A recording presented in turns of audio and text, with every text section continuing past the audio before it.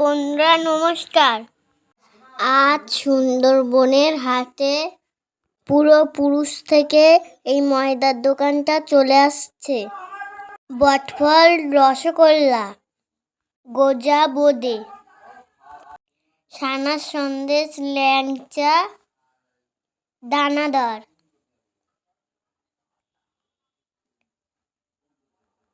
রসগোল্লা খাচ্ছি। দোকানটা কত সুন্দর সাজানি। আজ পূর্বপুরুষ থেকে দোকানটা চলে আসছে। বহুত ভিড় জমা হয় এই দোকানে। বহুত লোক এই দোকান থেকে মিষ্টি কেনে। সুন্দরবনের দুধের ছানা তৈরি। আমাদের সুন্দরবনে পুরো ছানার সন্দেশ, দুধের ছানার সন্দেশ তৈরি, গুজিয়া তৈরি করা হয়। টেস্টফুল, খেতেও খুব ভালো লাগে। বিশাল নামডাকি মিষ্টি আমাদের সুন্দরবনে পাওয়া যায়। 15 দিন অন্তর হাট হয় আমাদের এখানে। এই দোকানটা প্রত্যেক দিন খোলা থাকে। আমাদের বাড়ির সামনে এই দোকানটা, মাত্র একটাই দোকান। হাট তো 15 দিন অন্তর হয়। এই দোকানটায় শুধু খোলা থাকে। মিষ্টি টিষ্টি যাই লাগে এই দোকান থেকেই নেই আমরা।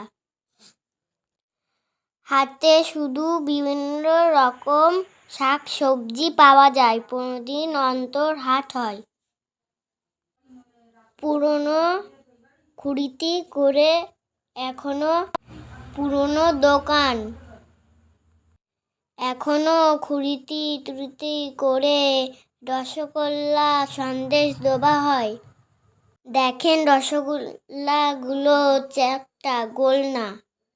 এতে কিন্তু পুরো ছানা এবং দুধের তৈরি।